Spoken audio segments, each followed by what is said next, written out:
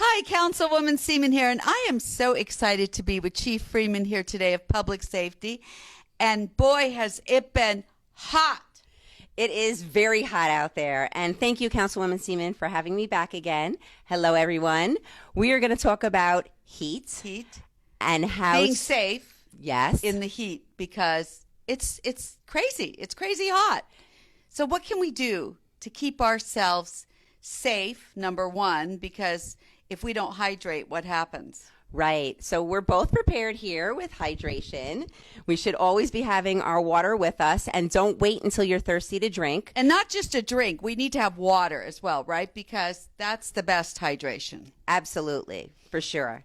And, things like this, a lot of us like to exercise. If we can try and exercise in the early morning hours or late evening after the sun has already gone down, that's absolutely going to help out.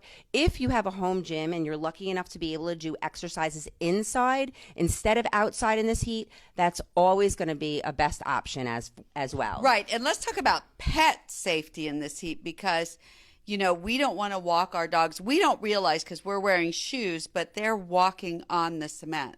Yes, that's always one of those big things that we have to remind people.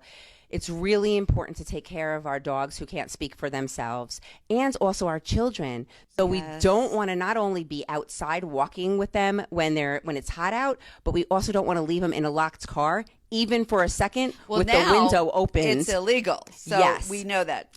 Children, pets, you cannot leave them in the car alone, and you don't want to do it in this heat. Absolutely. Even for a second. Even for a second. Because what if you locked yourself out? Absolutely. So it's so important to always think about that when you're traveling, to always have water with you, to make sure that you stay hydrated. If there's a time where you think that somebody is overheated, it could be heat stroke, it could be heat exhaustion. There's different variables of the high heat temperatures.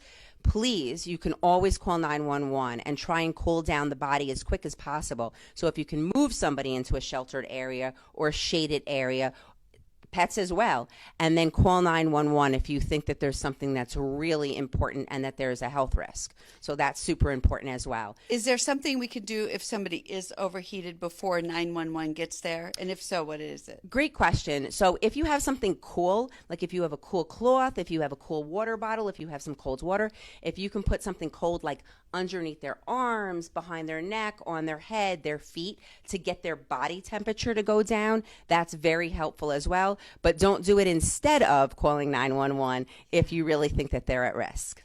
Well, I appreciate that. Is there anything else you want to tell folks out there about keeping cool and something else they can do?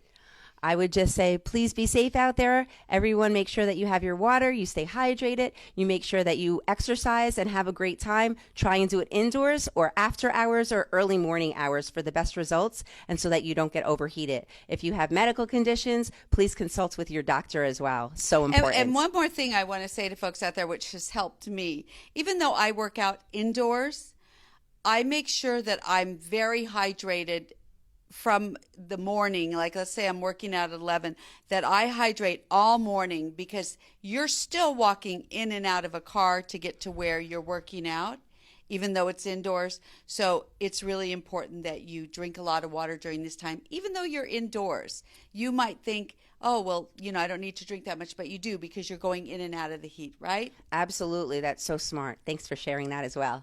Well, it's helped me. So thank you so much for joining Chief Freeman and me today. And we'll be back for another public safety update. Thank you. Bye-bye.